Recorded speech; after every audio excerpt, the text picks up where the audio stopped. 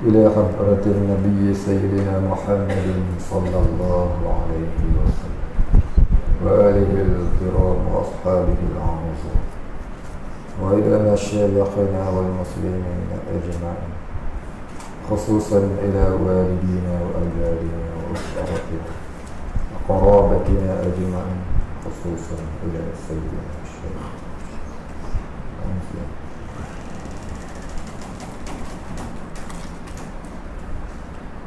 وأصولهم وفروعهم ومن ينتسب إليهم أجمعين. أشهد أن لا إله إلا الفاتحة. أعوذ بالله من الشيطان الرجيم. بسم الله الرحمن الرحيم. الحمد لله رب العالمين الرحمن الرحيم مالك يوم الدين إياك نعبد وإياك نستعين اهدنا الصراط المستقيم صراط الذين أنعمت عليهم غير المغضوب عليهم ولا الضالين.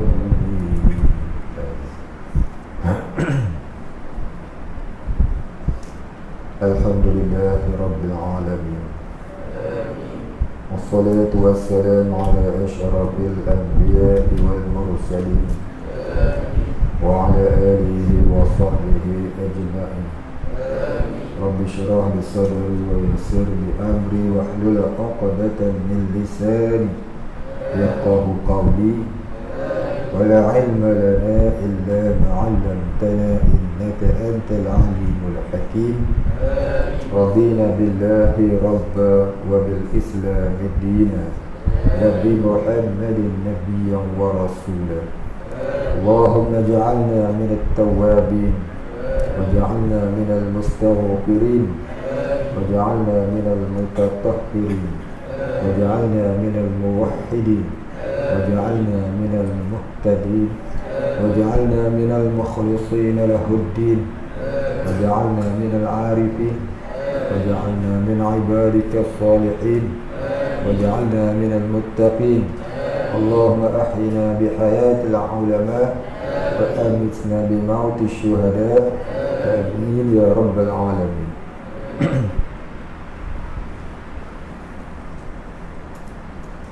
Kita sambung kitab Aqidatul Mu'minin, muka surat 107, kitab jauh.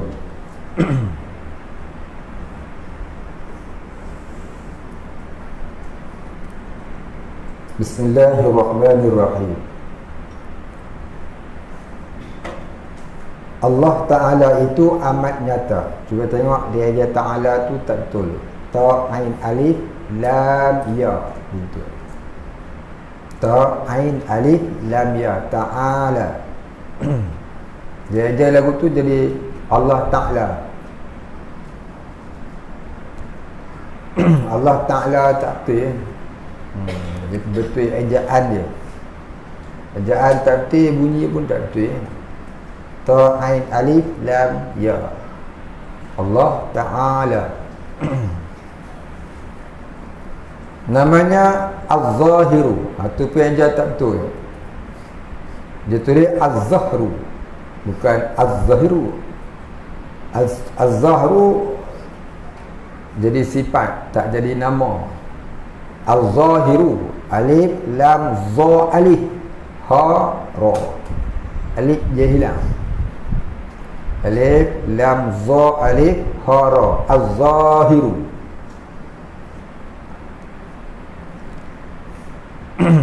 Apa makna Az-Zahiru? Yang maha nyata. Az-Zahiru maknanya yang maha nyata.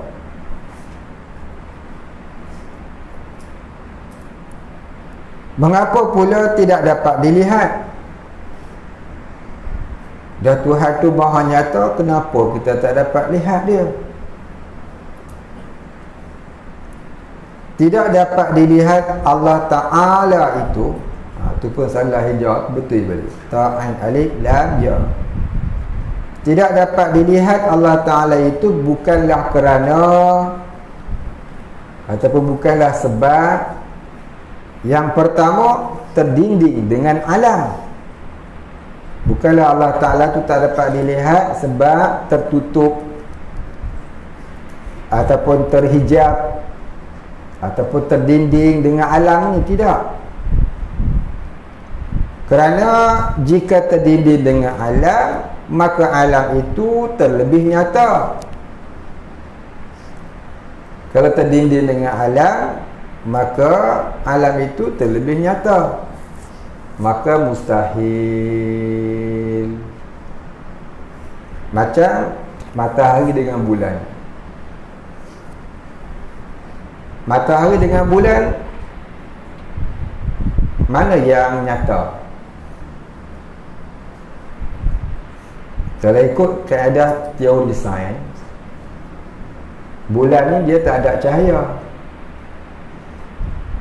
Bulan dia tidak ada cahaya. Cahaya bulan itu datang dari pantulan cahaya matahari. Sebab tu cahayanya tidak kuat. Cahaya matahari kalau keluar jadi siang,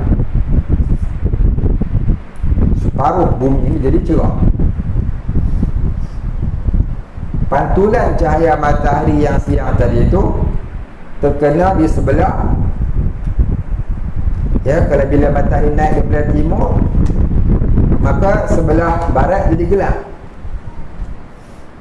Pantulan matahari yang kena bulan tu menyebabkan dia jadi cerah. Baru nampak bulan di sebelah barat. Tapi kalau bulan tu duduk di sebelah timur juga, tak nampak bulan tu. Terkadang nampak bulan dia kecil je. Bukan? Cahaya matahari mengalahi cahaya bulan itu. Bulan dia tidak ada cahaya. Nampak dia bercahaya tu terkena pantulan cahaya matahari. Jadi antara bulan dan matahari mana terlebih nyata?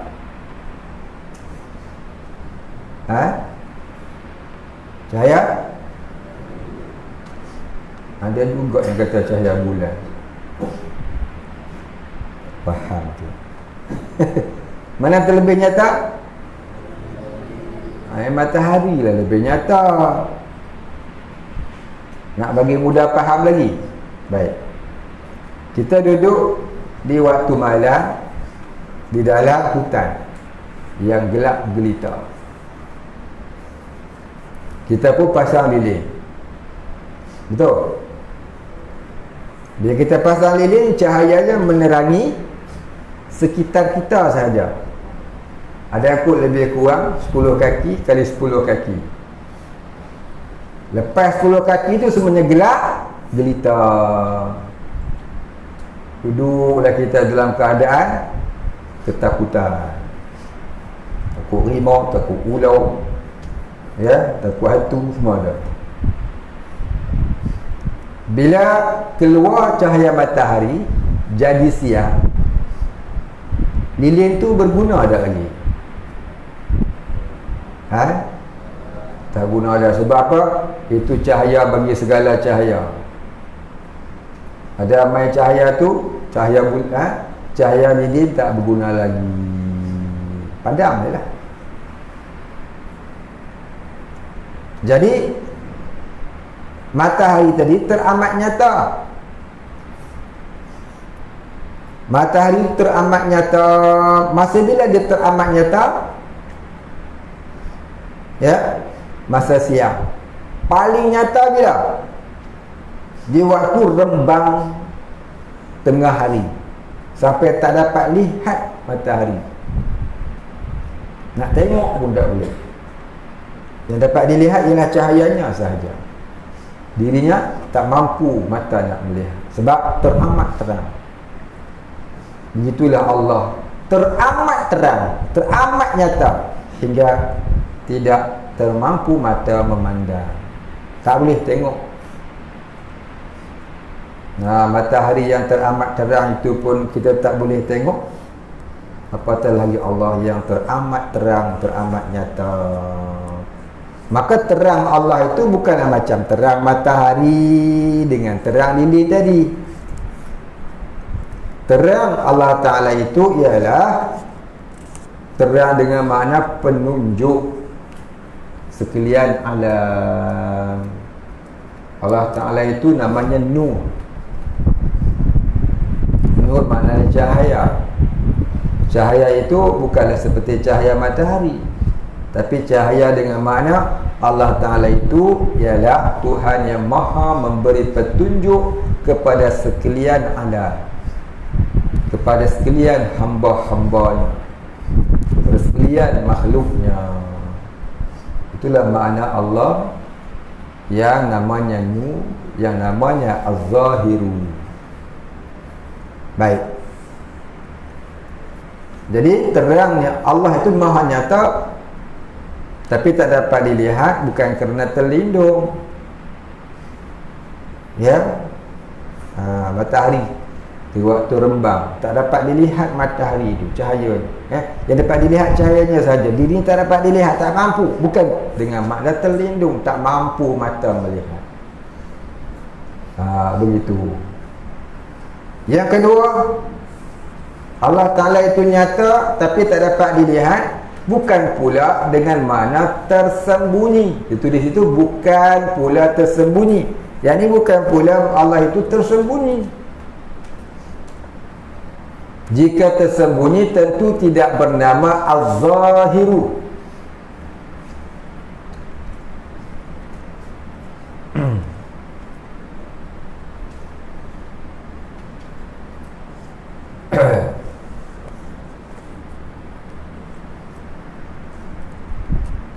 Kalau tersembunyi tentu tak dinama, tidaklah Allah Ta'ala itu bernama Az-Zahiru.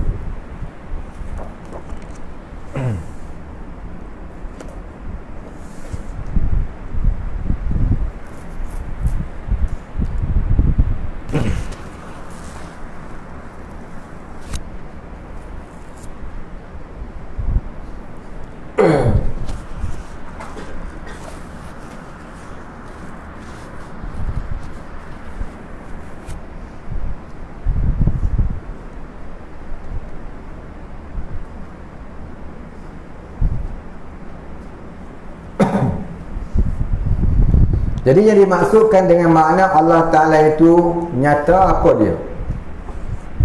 Allah itu nyata. Yang pertama, namanya sendiri Az-Zahiru. Tolong betul ejaan dia, semua salah.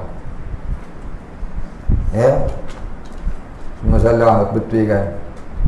Az-Zahiru, bukan Az-Zahru.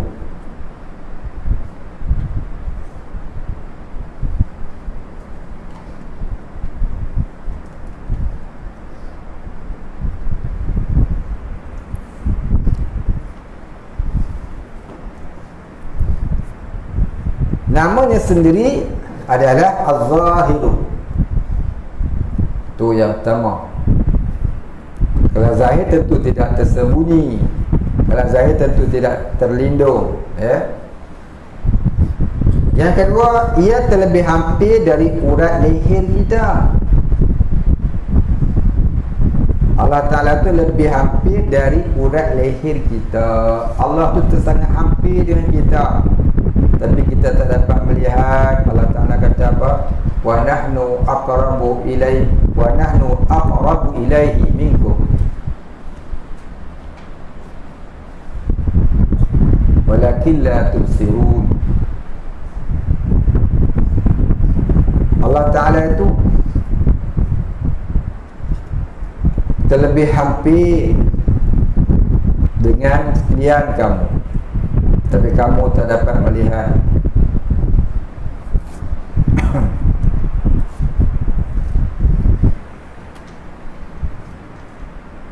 Hampir tapi tak dapat melihat. Bahkan lahir hampirnya itu lebih hampir daripada urat leher kita. Ini dah kita baca dalam kitab Hidayatul Mutafakirin, bukan? Dia hurai maksud kata hampir dari urat leher. Maka hakikat hampir itu Allah jua yang mengetahui.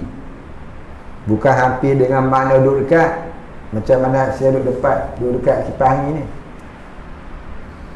Bukan dengan makna hampir isi dengan kuku. Bukan dengan makna hampir nyawa dengan jasad. Bukan makna hampir roh dengan tubuh. Itu hampir yang berasingan. Itu hampir yang berasingan. Maka bukanlah hampir yang begitu. Maka hampir itu kita serah kepada Allah. Hakikat makna hampir kita tak tahu, Allah jua yang tahu. Itu pendapat ulama para sahabat Nabi radhiyallahu anhum.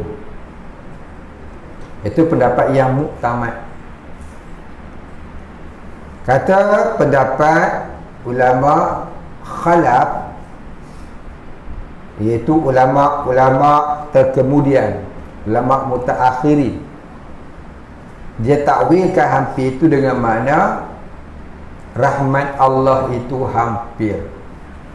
Maka bila kita kata rahmat Allah hampir itu, kita boleh faham apa maksud rahmat.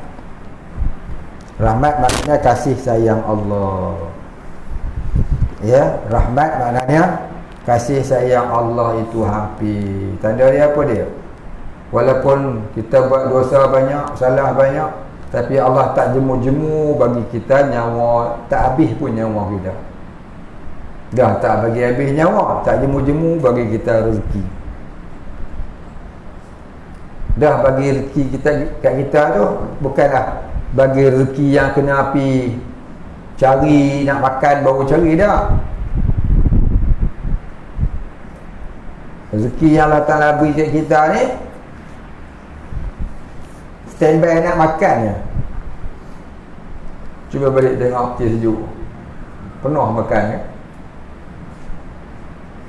Tak habis nak makan, sekali makan, dua kali makan pun habis. Betul tak? Tadi pun orang hantar makan, kemarin dah beli makan, makan. Ngaji malas ya.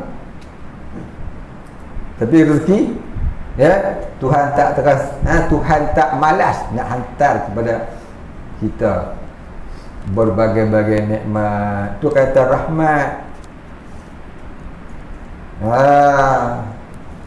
Itu kata rahmat. Rahmat tak boleh dikongsi, nikmat boleh dikongsi. Rahmat tak boleh kongsi, nikmat boleh kongsi. Macam mana kata nikmat boleh kongsi, rahmat tak boleh kongsi?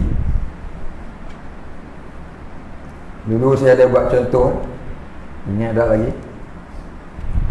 Contohnya gini, ya.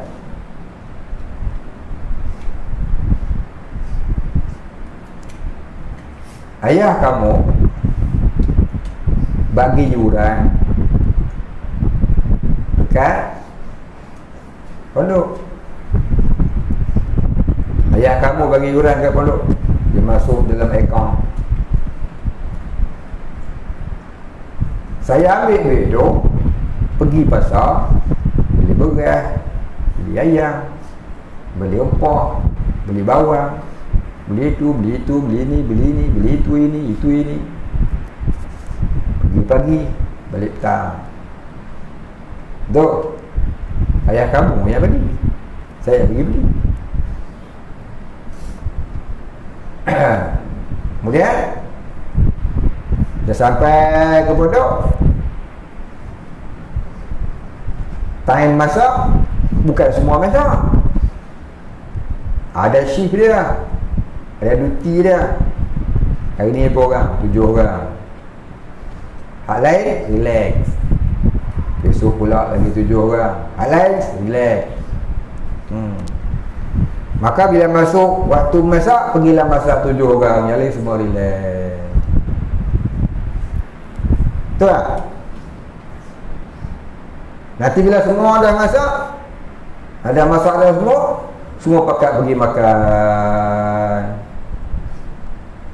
Semua pakat makan. Kan 7 orang tu je yang makan. Hal lain tak makan. Hamba tengok je lah kami 7 orang yang makan. Pasal yang tak masak, kami masak. Dah semua makan. Ada makan sikit, ada makan banyak. Mana ada? Ada makan banyak, ada makan yang sangat banyak. Lepas tu buang. Pasal apa? Masak banyak. Sebab dia itik. Tu pun yang sebab orang bagi itik. Tukang perhabis yang hampa makan tak habis.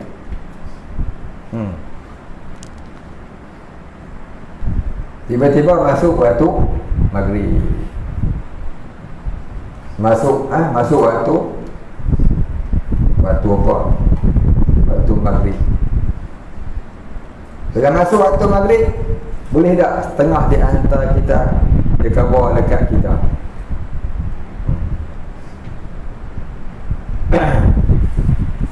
Kata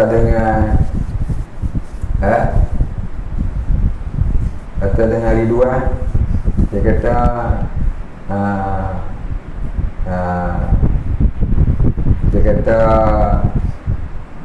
Abang Syamil terus sembahyang kat saya boleh tak? Dia tak larang. Boleh tak? Syamil pula ada abang lu dekat Hasan, hantu sembahyang kat aku boleh tak? Aku tak larang nak pergi suruh hantu sembahyang kat aku. Boleh tak? Boleh? Saya tanya boleh tak? Tak ada orang. Boleh tak? Ada apa? Tadi tak ada apa. Pasal apa tak boleh? Pasal solat itu rahmat, makan itu nikmat. Nikmat boleh kongsi, rahmat tak boleh kongsi. Anak anti bakri. Yang bagi duit ayah, yang pergi beli barang saya, yang masak 7 orang, yang makan semua. Nampak? Jadi nikmat boleh kongsi. Sembahyang tak boleh kongsi. Kau nak kongsi bila? Bila kamu duduk di hadapan imam, duduk dalam keranda. Tu boleh orang suruh sembahyang kat hang tu. Itu makna nikmat dengan rahmat. Baik, jadi rahmat ni kasih sayang Allah. Antaranya nikmat. Jadi rahmat itu luas. Ya. Nikmat itu satu dari cabang rahmat Allah. Baik. Maka nikmat itu berbagai-bagai pula nikmat. Kadang-kadang makanan namanya nikmat, kadang-kadang solat pun namanya nikmat. Bila dibahaskan lagi, dia semakin luas pengertian dia. Baik. Habis di situ. Yang ketiga, makhluk itu berhijab dengan waham. Bukan berhijab, terhijab. Makhluk itu terhijab, yakni terdinding ataupun terlindung hatinya. Makhluk itu terhijab, yakni terlindung hatinya dengan bukan wahim tu. Dia ajar lagu tu jadi wahim, jadi waham, wahamim ya, wahmun, waham. Makhluk itu terhijab, yakni terlindung hatinya, tertutup hatinya dengan waham yang bangsa Aryan, tambah yang waham yang bangsa Aryan, yakni yang bangsa tipu daya. Aryan maknanya tipu daya. Yang adamiyah, yakni yang sebenarnya tiada pada hati kita sendiri, yakni di dalam hati kita sendiri. yang dinamakan ananiyah. Tulis sikit, tambah lagi, yang dinamakan ananiyah.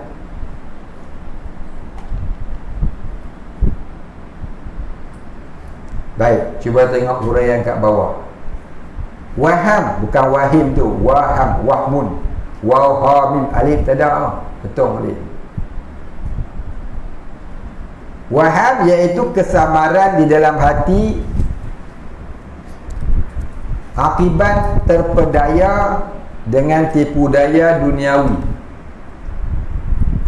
Macam mana waham? Kalau kaya seronok, kalau banyak duit seronok, kalau aku dapatlah mahligai tu, indahnya hidup.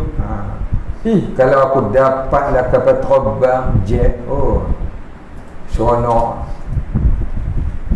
Kalau duit aku ada, ya, berzillion dah dalam bank, mahal, akulah orang yang paling, paling seronok dalam dunia. Tapi kalau aku sehat lah, tentu aku itu, aku ini. Kau jangan ada buat main sehat tak sehat. Adalah orang sehat baru jatuh gunung Everest, mati. Panjat gunung Everest tak sampai dah, lagi 20 minit jatuh mati. Sehat tu.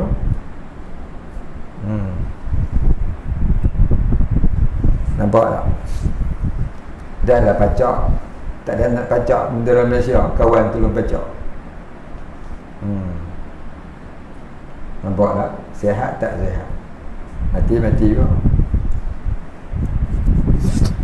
Jadi kita duk rasa kesihatan, sehat tubuh badan, kekayaan, cantik rupawan, muda beliawan, ada penghormatan daripada sekalian makhluk, ada pula darjat dan jawatan.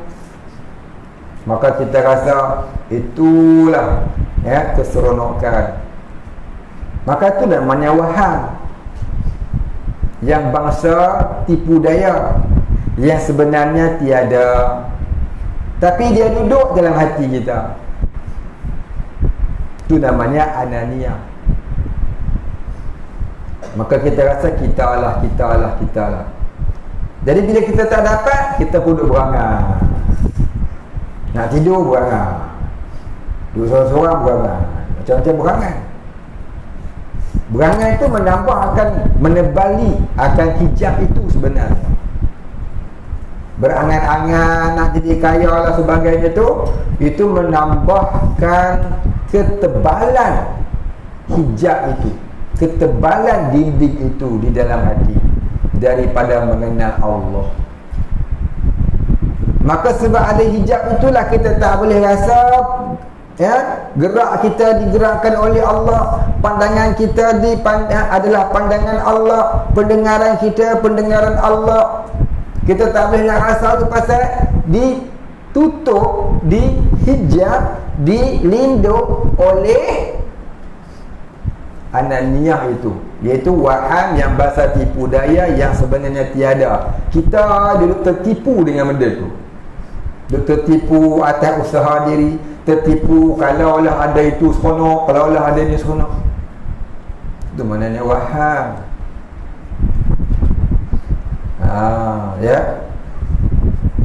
Di mana awham tu adalah dia menipu daya kita. Pasal apa kita kata dia tipu daya? Pasal dia tu benda yang lain daripada Allah. Benda yang lain daripada Allah semuanya tipu daya. Baik. Yang kedua, aliyat. Apa maksud aliyat? Dia kata itu lain Allah, iaitu perkara selain Allah yang menipu daya hati kita.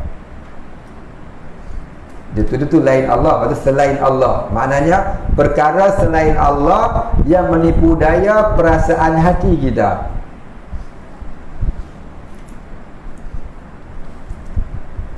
Adamiyah, yang ketiga adamiyah, iaitu yang tidak sebenar-benar wujud, yang sebenarnya dia tu tiada. Artinya dengan sebab terpengaruh dengan duniawi yang menipu daya itu menyebabkan tidak mengenal Allah. Akhirnya kita duk rasa kita, rasa kekitaan, rasa keakuan, rasa kalau lah aku ada itu, subhanallah, subhanallah, subhanallah. No.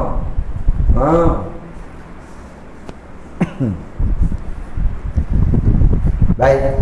Itulah sebenarnya perkara yang menghijabi, yang mendindingi, yang melindungi hati, yang melindungkan hati kita daripada merasai wallahu khalaqakum wa ma ta'malun. Allah yang menjadikan kamu dan sekalian perbuatan kamu. Maka kita doa kita. Maka bila kita doa rasa kita itulah yang menyebabkan timbul dosa apa dah? Riya, takabur, ujub, sum'ah, hubbud dunya dan sebagainya. Maka ananiyah itu sendiri tidak berdosa, tapi dia boleh menimbulkan dosa. Dosa apa dia? Hubbud dunya, hubbur riyasa, hubbul jah, hubbul mal, hubbul nisa, hubbul karamah. Bagi orang yang rajin beramal nak jadi karamah pula, nak terbang, nak itu, nak ini. Jadi Tok Bomo nak terbang, nak itu, nak ini. Tok Bomo ni bahaya.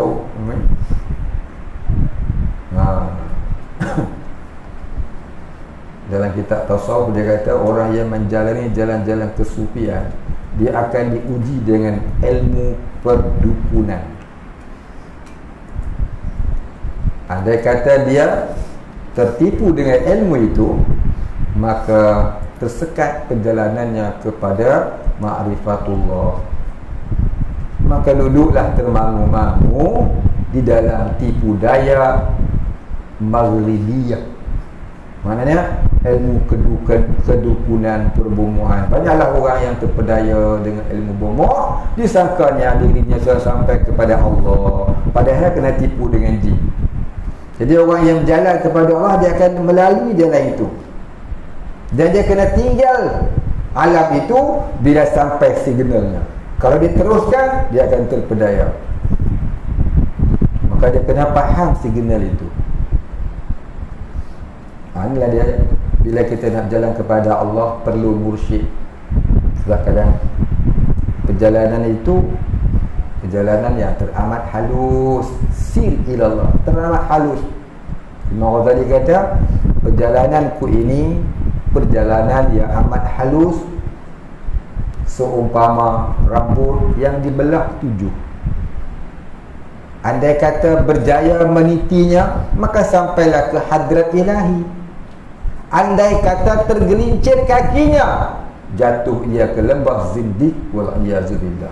Kadang-kadang orang tu terpengaruh seronok dengan ilmu bomoh, terkadang dia tak terperasan dia sudah menyembah syaitan wal'iyazubillah. Baca ya Quran, baca itu, baca ini, baca itu, baca ini, baca Quran semua. Terus sembang tasawuf cukup hebat, tapi dia tenggelam di alam kejinan.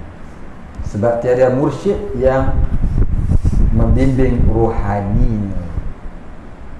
Jadi kita ni nak berjalan kepada Allah, kena ada pembimbing. Yang pertama bimbingan jasmani, itu ramai. Yang kedua bimbingan rohani. Ini zalika fadlu minallah, semata-mata kurniaan Allah. Orang yang boleh menyelami hati murid sampai ke dasar hati.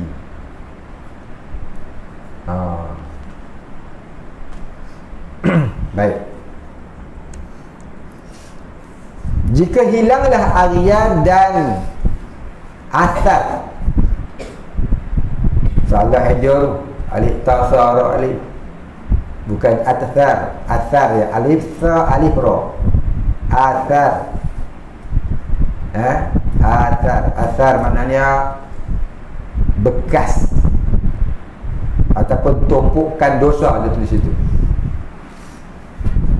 Jika hilanglah arya dan asar, hilanglah tipu daya dan dosa dengan sebab apa? Dengan sebab ilmu dan taubat. Hilang tu dengan sebab ilmu dan taubat. Dia tak akan hilang kalau tak ada ilmu, tak ada taubat. Ada ilmu, tak ada taubat, tak jadi. Ada taubat, tak ada ilmu pun tak jadi. Kena ada dua-dua. Kena ada ilmu, kena ada taubat. Ibarat kalau ada wirid ni, kena ada istighfar, kena ada selawat. Istighfar saja tak ada selawat, tak sampai. Selawat saja tak ada istighfar, tak sampai. Istighfar berapa kali? Tu saya suruh baca istighfar lebih subuh 300 kali. Baca lambat. Siapa pandai-pandai mimpi mengajar apa saya benda tu. Astaghfirullahalazim, astaghfirullahalazim, astaghfirullahalazim, la ilaha illa huwal hayyul qayyum wa atubu ilaih. Astaghfirullahalazim. Bila nak habis? Patut saya mari-mari tak habis-habis. Saya kata baca istighfar, mana astaghfirullahalazim sudahlah 300 kali. Habis 300 terus selawat. Allahumma salli ala Muhammad, Allahumma salli ala Muhammad, Allahumma salli ala Muhammad. Yang ke 100 tambah wa ala ali Muhammad. 10 minit habis kan? Ni saya mari-mari istighfar pun tak habis lagi. Baru dah training tu tak lepas-lepas. Dari dulu sampai ni dah tahu. Pandai-pandai menambah-nambah siapa? Pandai tak apa, ni memandai-mandai. Pandai tak apa, bagus. Jangan memandai-mandai. Beza tu, memandai-mandai lain. Baca istighfar, astaghfirullahalazim, astaghfirullahalazim, astaghfirullahalazim, astaghfirullahalazim 300 kali. Habis selawat. Allahumma salli ala Muhammad, Allahumma salli ala Muhammad. Yang ke 300 tu nak tambah allazi la ilaha illa huwal hayyul qayyum wa atubu ilaihi wa atubu ilaihi li wa liwalidayya wa lil muslimina ajma'in. Itu tak apa. Yang ke 300 tu. Yang selawat. Pas selawat doa. Ya Allah, ampunilah dosa kami, dosa kedua ibu bapa kami, guru-guru kami, adik-beradik kami, kaum kerabat kami dan sekalian muslimin muslimat sama ada yang masih hidup ataupun yang telah mati. Ya Allah, rahmatilah kami. Ya Allah, rahmatilah kami. Ya Allah, redalah kami. Bacalah ada apa-apa doa pun. Mudah-mudahan Allah Ta'ala kabulkan. Ya, amalan itu diamalkan selepas azan subuh, mayang 2 rakaat, kemudian baca istighfar 300, selawat 100, doa, kemudian baru sembahyang subuh. Baru sembahyang subuh. Melambat-lambatkan subuh pula boleh ke? Tak apa. Ada 2 jenis solat yang boleh kita lewatkan sedikit kerana beramal, bukan kerana main handphone, tengok game, tengok kartun, bukan. 2, apa dia? Isyak dan subuh. Yang kena segera ni maghrib. Ya. Baik. Saya duduk pondok dulu, tok guru saya main subuh, elok bagi salam, elok nak siap. Lepas tu wirid sedang masuk duha. Kadang-kadang dia masuk duha, dia buat kuliah. Main duha pukul 9. Baik. Kita tengok dalam hadis Nabi. Itu cara Nabi solat subuh. Orang hari ni kena lepas solat tu sembahyang. Ini pun tak ada. Pasal apa? Nabi kerja. Kita tak kerja, kita mengaji. Kita ni lain. Ni bagi orang kerja tu dia tak apa, dia nak kerja. Ni kita tak kerja ni, itu kaedah dia. Esok start buat semula. Baik, jika hilanglah aghyar, tu di antara nak hilangkan aghyar dan asar tu. Ya, asal ni mana bekas-bekas dosa, tumpukan dosa yang duduk dalam hati. Hati kita ni asalnya jernih seperti cermin yang dapat menyuluh apa saja di depan dia. Apa yang dia suluh, semua dia ingat Allah. Apa yang dia suluh, semua dia ingat kepada Allah. Kerana hati itu asalnya ma'rifatullah. Jadi apabila kita buat dosa, sekali gelak yang berdekah contohnya, jatuh satu tompok hitam. Kita gelak saja pun dah berapa puluh dekah, berapa ribu juta dekah dah.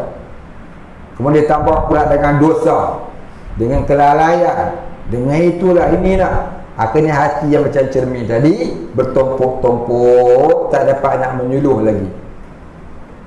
Itulah yang mendindingi hati kita daripada pandang alam nampak Allah, pandang alat ingat Allah. Itulah kekotoran hati tu. Yang tu namanya hijab, itulah dinding, itulah yang melindungkan hati kita daripada ingat Allah, yang menyebabkan kita rasa kita tak nampak Allah. Kalaulah hilang perkara itu, hilang tumpukan tadi tu dan ayat tadi daripada mata hati, dengan dibukakan hijab oleh Allah, asbab daripada kita berilmu dan bertaubat, asbab daripada kita dibukakan hijab oleh Allah tu kena ada asbab dia. Asbab daripada kita menuntut ilmu dan bertaubat daripada segala dosa. Tak kira umur berapa, umur 100 sekalipun. Dan secara terbukalah pintu hakikat yang tidak perlu kepada dalil lagi untuk mengenal Allah. Ini namanya orang musyahadah.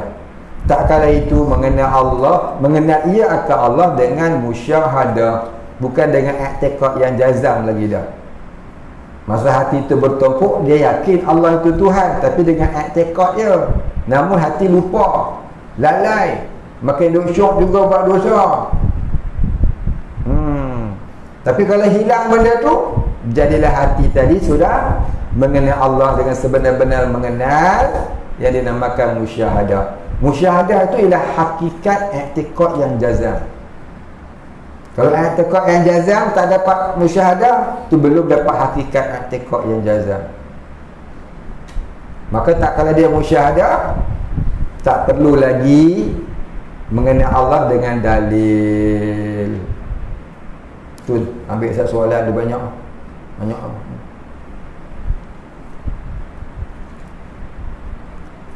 apa dia maksud musyahadah? Dia tulis di situ, rasaan di mata hati, rasa tidak terasing dirinya dengan Allah. Rasa tidak terasing dirinya dengan Allah. Apa maksud kata tak terasing dirinya dengan Allah? Bukan maksud kata tak terasing itu dengan mana macam nyawa duduk dalam badan, macam roh duduk dalam tubuh. Itu pun tak terasing juga, bukan? Kalau nyawa keluar pada badan, mampus. Roh keluar pada badan, mati. Sebab dia dah mengasingkan. Tapi rasa tak terasing itu bukan macam nyawa dengan jasad, bukan macam roh dengan badan. Roh dengan jasad, walaupun kita kata dia tak terasing, tapi dia sebenarnya benda yang berlainan. Apa maksud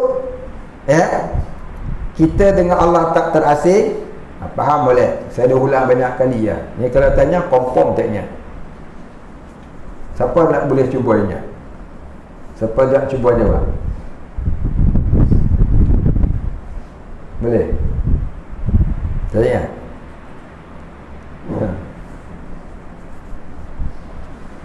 Baik, maksud kata kita dengan Allah itu tak terasing ialah pada syariatnya kita berkata begini. Pada syariatnya kita berkata begini. Macam mana?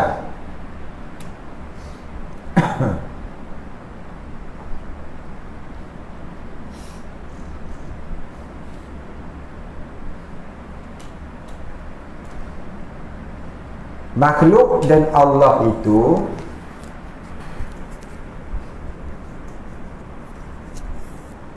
tidak bersatu dan tidak bercerai, tidak bersekutu, tidak pula bercerai. makhluk dan Allah itu tidak bersekutu,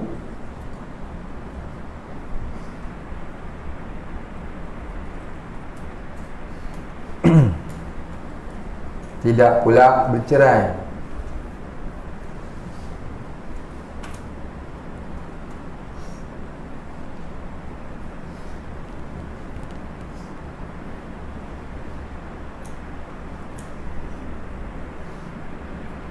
Macam mana kata tak bersekutu? Apa maksud bersekutu?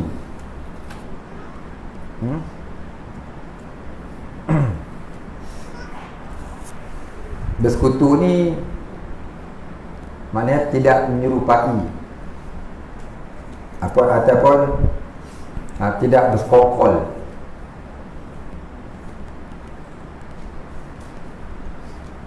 Apa maksud bercerai? Tidak berpisah, tak sekutu, tak cerai. Rupa tu.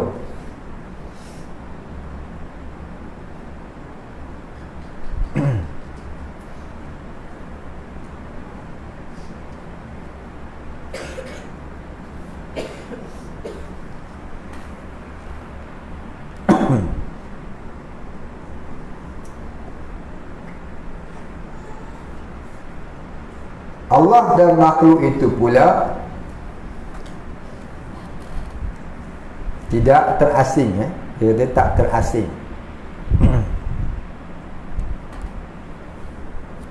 Siapa ingat dulu? Saya rasa kita banyak kali gerak kita digerak oleh Allah, bukan gerak sendiri. Faham tak? Ada ingat tak? Siapa ingat? Tak ada ingat? Fikri tak ingat? Apa dia? Sebut istilah dulu.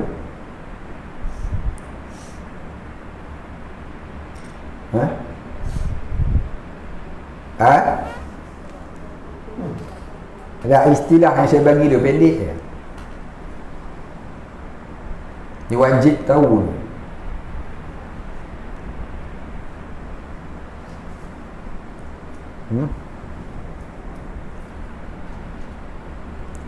Gerak kita digerakkan oleh Allah.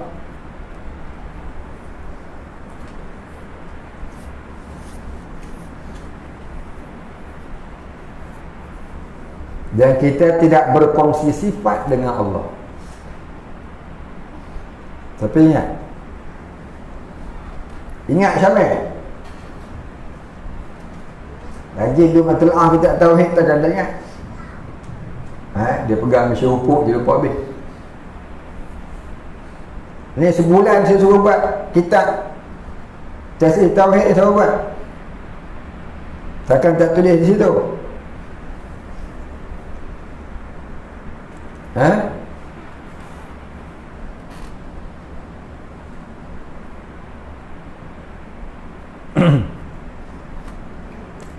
Kita dengan Allah itu, yang pertamanya, makhluk dengan Allah itu yang pertamanya, geraknya digerak oleh Allah. Makhluk itu tidak berkongsi sifat dengan Allah.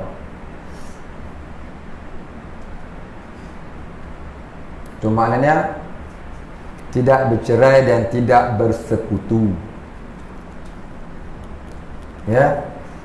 Tidak bercerai dan tidak bersekutu. Apa maksud tidak bercerai? Gerak kita digerakkan oleh Allah, bukan gerak sendiri.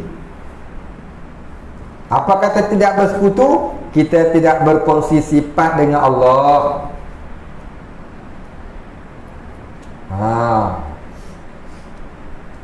Hafallah. Kita makhluk dengan Allah itu tidak bercerai dan tidak bersekutu. Maksud kata tak bercerai, gerak kita digerakkan oleh Allah, bukan gerak sendiri. Wallahu khalaqakum wa ma ta'malun. Tadi dia baca.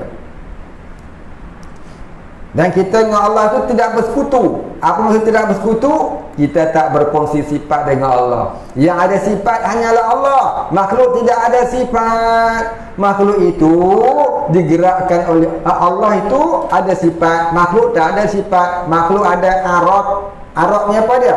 Perubahan demi perubahan yang sentiasa diubah oleh Allah, bukan dia ubah sendiri. Itu maksud kata tak terasing. Pada syariat kita kata lagu tu lah. Pada syariat kita kata makhluk dan Allah itu tidak terasing. Maknanya tidak bersekutu, tidak berapa tadi? Lupa dah. Berapa tadi? Soknya. Apa tu? Jadi kita ni macam mana? Kita ni hanyalah menjalani takdir Allah. Macamnya anak patung. Macam mana Tuhan dia letak, begitulah duduknya. Dia ikut apa yang Tuhan dia. Ya, gerakkan dia. Letak kat mana. Buah dalam kotak, buah dalam kotak. Lempak dalam sungai, ada jatuh dalam sungai. Itulah cerita. Dia tengok Allah, hakikatnya begitulah. Jadi orang yang sampai peringkat musyahadah, tak terasa lagi dirinya yang beribadah, tetapi memandang, yang merasai Allah yang menggerakkan dirinya beribadah. Kita duk rasa kita. Sebab kita tak sampai peringkat musyahadah. Kita cuma beriktikad Allah yang menggerakkan kita, tapi kita duk rasa kita juga. Betul tak? Pasal kita ada hijab di mata hati. Tapi kalaulah hijab itu hilang, nescaya kita duduk di darjah musyahadah. Tak kala itu rasa tak terasing diri kita dengan Allah. Inilah dia waliullah. Wali Allah boleh tak dikenal? Wali Allah boleh dikenal tak? Ha? Boleh tak? Boleh dikenal kalau dengan izin Allah. Namun tidak ada ciri-ciri tertentu untuk dikenalinya. Sebab nak kenal wali lebih sukar dari mengenal Allah. Mengenal Allah ada ciri-cirinya, sifat-sifatnya yang tertentu. Tu sifat 20 kita mengaji. Itulah Allah. Wali-wali pun nak kenal aku. Oh, wali Allah tu tak menyerupai makhluk. Lagu tu tak menyerupai makhluk tu Allah. Wali makhluk dia. Cumanya wali yang mengenal wali itu wali juga. Wali-waliullah dia mengenal orang yang wali dan bakal-bakal wali. Jika Allah Ta'ala bukakan ke dalam hatinya, wali-wali Allah tu mengenal wali-wali. Sesama mereka kenal. Sama ada dia nak cerita kita tidak tu. Dan dia kenal bakal-bakal wali. Kerana apa? Dibukakan oleh Allah di dalam hati mereka. Bukan mereka sendiri yang kenal, tetapi dibukakan oleh Allah dalam hati mereka yang dinamakan kasyaf. Kashful qalbi namanya. Sebab tu jangan kita biadab dengan orang beriman. Kita tak tahu dia wali ke tidak. Pasal apa? Orang kata masih mulut dia jadi. Orang kata boleh kata lagu tu kan. Sungguh lagu tu. Sungguh. Buka kitab Usulut Tahqiq. Lepas tu jangan memusuhi wali-wali Allah. Siapa memusuhi wali-wali Allah, Allah istihad perang dengannya. Jangan kita bermusuh dengan orang beriman. Yang kita bergaduh dengan orang beriman. Ya. Orang tu kita nampak soleh, kita hormat dia. Kita tak kenal dia siapa. Sebab apa wali ni kadang-kadang macam pengutip sampah saja. Jadi kalau pengutip sampah pun kita kena hormat, apatah lagi orang pergi masjid, orang pergi surau, orang pergi menuntut ilmu. Kita tak kenal dia siapa, kita hormat lah. Kita kena kasih pada mereka, sayang mereka. Kita tak tahu tentang di akhirat nanti di padang mahsyar kita ni nak minta tolong dengan dia. Mana tahu Rupanya orang yang kita benci dulu ni, orang yang memberi syafaah di yaumil qiyamah, di yaumul mab'ud. Nampak tak? Apa duk gaduh lah dengan orang beriman ni kan? Gaduh-gaduh sebab buat baikkah? Kita tak tahu. Kita tak tahu dia siapa. Baik, ni satu lagi kata. Baik, inilah maqam orang benar-benar mentauhidkan Allah yang dinamakan Al-Muwahhidu. Orang yang benar-benar mentauhidkan Allah. Jadi kita belajar tauhid itu sebab nak jadi Al-Muwahhidu. Tauhid maknanya keesaan. Al-Muwahhidu orang yang mengesakan Allah, orang yang mentauhidkan Allah. Jadi sebenar-benar orang yang mentauhidkan Allah, dialah orang yang sampai darjah musyahadah. Inilah sebenar-benar ulama, sebagaimana sabda Nabi sallallahu alaihi wasallam, al-ulama warathatul anbiya. Kalau dia masuk inna, jadi innal ulama'a warathatul anbiya'i. Ibu bagi salah tu. Warathatul anbiya'i. Itu dia warathatul anbiya'u. Mudafun ilaih buku siapa?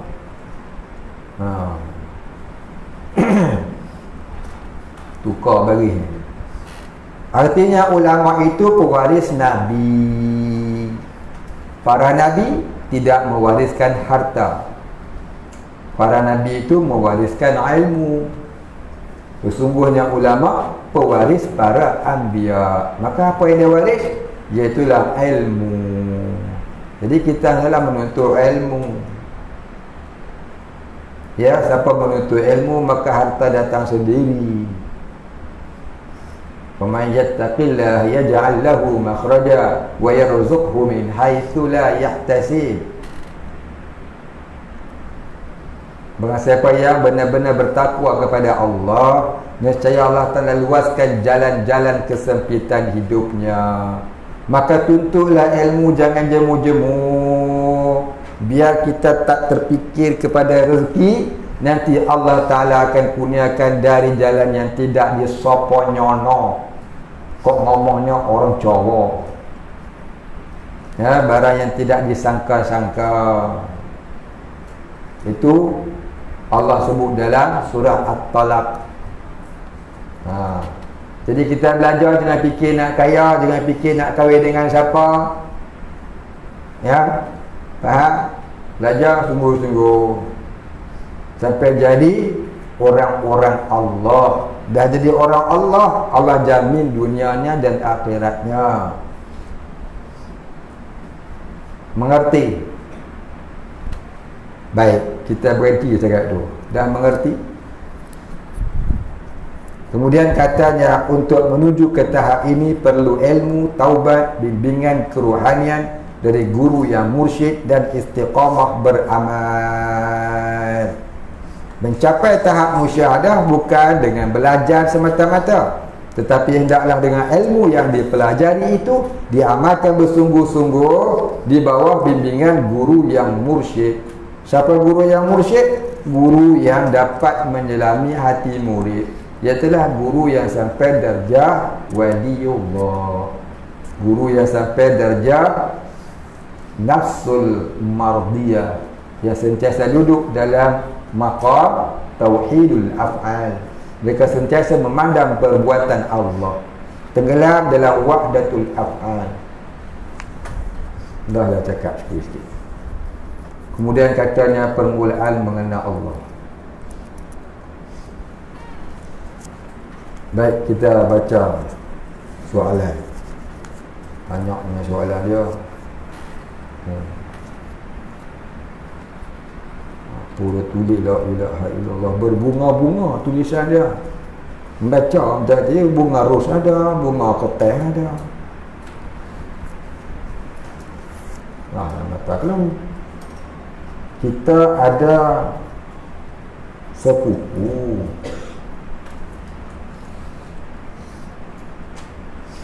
apa dia tulis? Lepas tu tulis dah huruf Jawi budak dia satu ke apa ni, Tulisan macam nak bercinta. Dah lah mata dia dengan kelabu. Kita ada sepupu. Lepas tu sepupu kita sudah pun berkahwin pada muka kau dan mempunyai anak lagi pada muka. Adakah kita boleh sentuh anak sepupu kita itu? Terima kasih kerana sudah menjawab soalan saya. Belum lagi jawab. Dia ada sepupu. Sepupu ni tu sepupu. Ya? Sepupu tahu? Sepupu tahu? Tahu sepupu? Siapa tak tahu sepupu? Akan dengar. Tahu Baik, dengan sepupu boleh kahwin tak? Boleh tak? Boleh, kalau boleh dengan anak sepupu bolehlah kahwin. Dah habis cerita.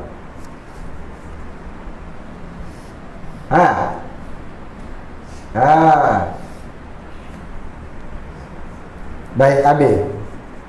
Nak bertanya, bolehkah perempuan yang uzur haid pergi ke kubur? Contohnya ziarah di hari raya. Pergi kubur boleh, masuk masjid tak boleh. Pergi kubur boleh. Masuk masjid tak boleh. Kubur tak apa. Masuk dalam kubur tu pun tak apa. Tak salah. Tak dosa. Lepas tu suruh dia orang tutup boleh. Baik, habis. Maaf bertanya, apakah makna kita mendengar itu sebenarnya Allah yang sedang mendengar? Baik. Orang yang sampai darjah musyahadah tadi, apabila dia bercakap, dia tak terasa dia yang bercakap. Dia rasa Allah yang menggerakkan percakapan dia. Tak kala dia bergerak, tak terasa dia yang menggerakkan dirinya, tapi dia rasa Allah yang menggerakkan dirinya. Tak kala dia melihat, tak terasa matanya yang melihat, tapi dia melihat Allah yang memperlihatkan dirinya. Tak kala dia mendengar, tak terasa dia yang mendengar, tapi dia rasa Allah yang memperdengarkan kepadanya. Maka tak kala itu dikatakan geraknya gerak Allah, kalamnya kalam Allah, pandangannya pandangan Allah, pendengarannya pendengaran Allah. Itu cakap pendeknya, cakap ringkasnya. Faham? Nah gitu. Jadi pendengarannya pendengaran Allah dengan makna bila dia mendengar tak terasa dia mendengar, tapi dia rasa itu adalah pendengaran dia mendengar itu Allah yang memperdengarkan kepadanya. Itu nak mudah faham lah betul. Al-Quran dia kata la tudrikul absar wa huwa yudrikul absar. Dia tak dapat dilihat oleh pandangan mata. Dialah yang melihat oleh tiap-tiap pandangan mata. Itu hakikatnya. Hakikatnya mata kita ni bukan boleh melihat. Mata ni boneka saja pada kepala kita. Itu hakikatnya. Faham? Yang melihat itu sebenarnya ialah Allah. Cuma kita tak terasa sebab kita terhijab hati dengan dosa. Maka pada syariat kita kata apa? Kita kata aku melihat kerana diperlihatkan oleh Allah. Tapi orang musyahadah tak terasa dia melihat, dia rasa Allah yang melihat. Jadi kita pada syariat kita kata kita dapat melihat kerana diperlihatkan oleh Allah. Itu bahasa syariat. Faham? Baik, habis. Kenapa angguk tu faham lah. Tak faham dia tak angguk, dia geleng. Jika di TV dan di surau sudah terdengar laungan azan, lepas tu kita pun solat, tiba-tiba terdengar pula suara azan di surau yang lain, adakah kita perlu berhenti solat atau teruskan sahaja? Terima kasih. Nak apa? Dia solat pasal dengar azan di TV. Kemudian di surau kampung dia pun ada juga didengarnya solat sudah berkumandang. Lepas tu elok habis solat, dia pun sembahyang. Elok tengah-tengah sembahyang, rakaat ketiga, dia dengar pula lagi satu surau baru azan. Hai, nak buat apa ni? Nak berhenti sembahyang semula ke? Ataupun nak teruskan saja? Teruskan saja. Kenapa? Kerana surau yang lambat azan tadi tu, di surau itu ada pengajian. Sebab tu dia lambat. Faham? Boleh faham? Jadi yang kamu dengar tadi tu, suara azan di surau yang pertama itu, waktu masuk solat sama dengan Kuala Lumpur. Barangkali dia duduk di Ceras, ataupun dia duduk di Gombak, Selayang. Jadi tentulah azannya sama dengan TV. Lepas tu dia dengar lagi satu, lambat. Barangkali masa yang baru ni, bukan sebab baru masuk waktu, tapi sebab baru habis pengajian. Jadi kalau lagu tu kita kena berhenti dah. Baik, syarat sah solat antaranya yakin masuk waktu. Ada berapa syarat sah solat? Ada berapa syarat sah solat? 7. Salah satunya masuk waktu. Bila kita dah yakin masuk waktu, mayang je lah. Tiba-tiba kita dengar azan, barangkali azan tu lambat, semayang terus. Dah habis semayang, tunggu tengok jam. Tadi kita semayang pukul apa? Tengok balik, oh dah masuk dah waktu masa aku semayang tadi. Cuma barangkali masjid tu lambat, masuk lagi. Tak payahlah berhenti. Macam cerita orang kencing tak lawas. Jap-jap kencing, jap-jap kencing. Dah kencing, basuh-basuh, ambil wuduk, pergi semayang, terasa lagi macam keluar. Baik, bagi orang yang ada penyakit ni, sebelum dia berwuduk, hendaklah dia beristibrak. Kita dah cerita dulu kan, istibrak ni ada 3 makna. Ingat tak? Ingat je tak? Dalam kitab Safinatun Najah saya terangkan dulu, istibrak ada 3 makna. Tanya, confirm dia ingat. Saya tak mau cerita ni, lambat dah.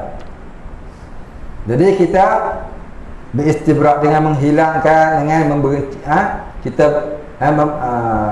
memberhentikan air kencing kita yang duk keluar tadi dengan jalan yang selalu kita buat, dia boleh berhenti. Kadang-kadang dengan mengurut, kadang-kadang dengan berjalan, kadang-kadang dengan melompat, terpulang kepada orang tu lah. Lain orang, lain cara ni lah.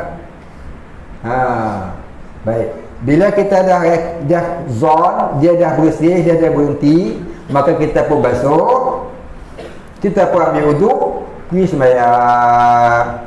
Tiba-tiba tengah sembahyang terasa macam keluar. Mungkin kita pun tak confirm. Pasal apa? Kadang-kadang rasa macam keluar, tengok-tengok dah tak.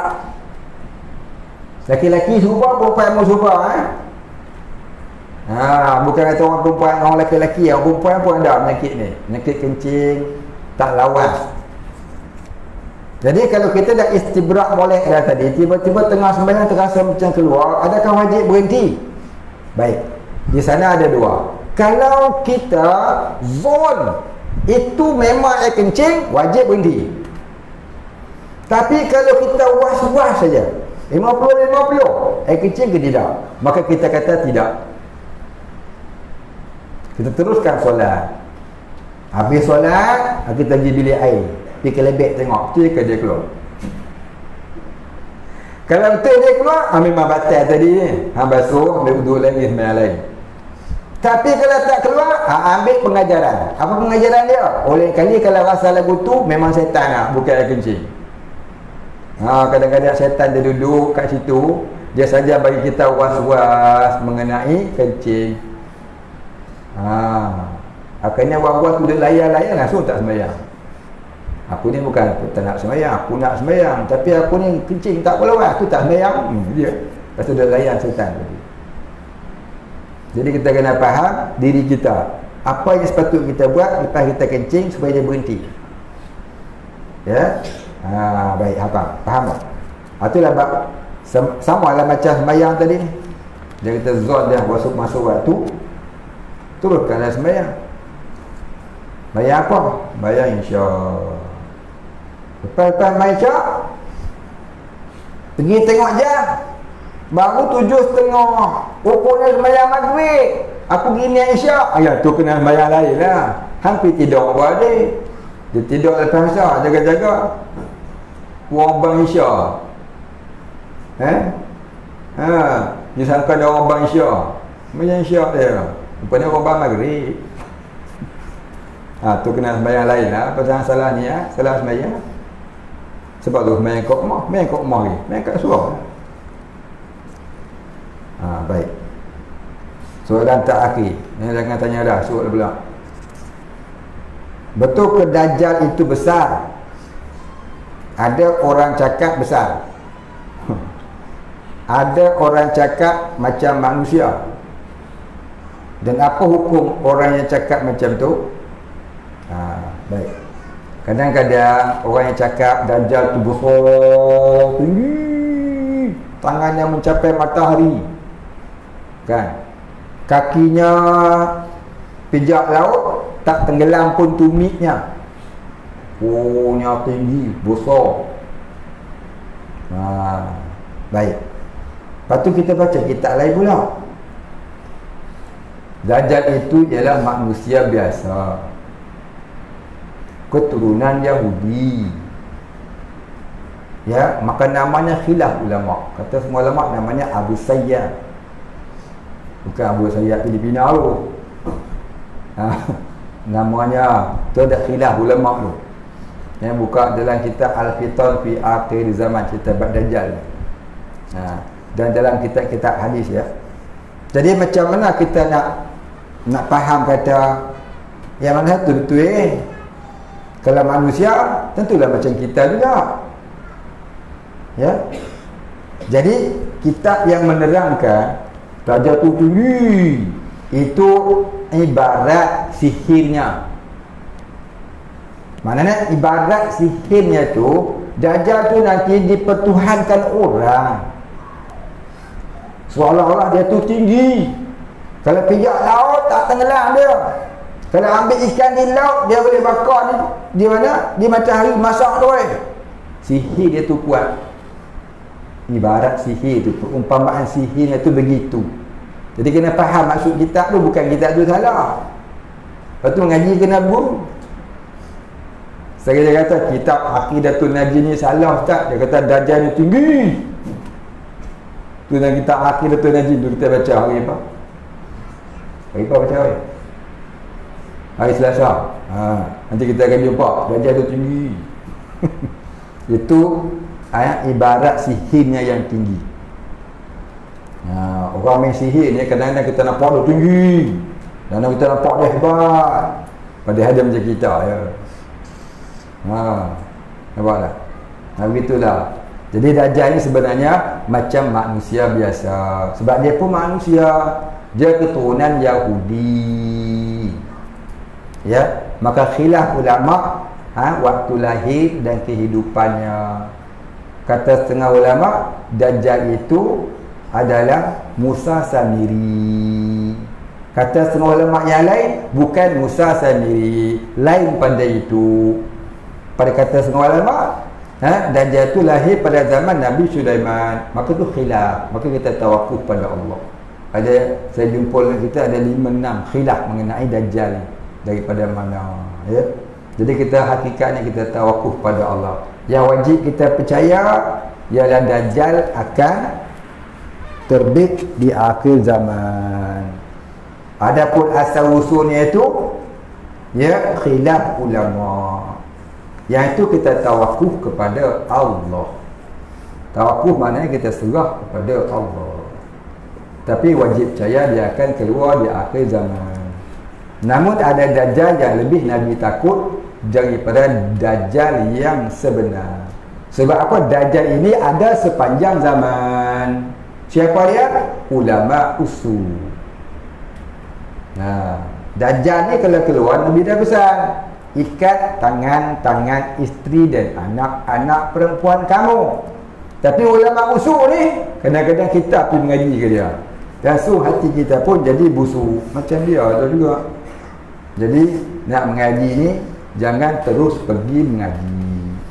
Kita solat istikharah, minta Allah Ta'ala tunjuk siapakah guru yang patut dan padan untuk aku belajar agar aku jadi orang yang takwa Allah. Jangan kira syok ya. Jangan kira syok orang mengajar dia syok. Jadi bukan kira syok ya. Kira nak barakah. Jadi nak barakah tu minta tolong dengan Tuhan. Macam kita nak pergi mengaji pondok nak pergi mengaji pondok, kita sembahyang istikharah dulu. Pondok banyak kat Malaysia ni, termasuk pondok Tunggu Bas.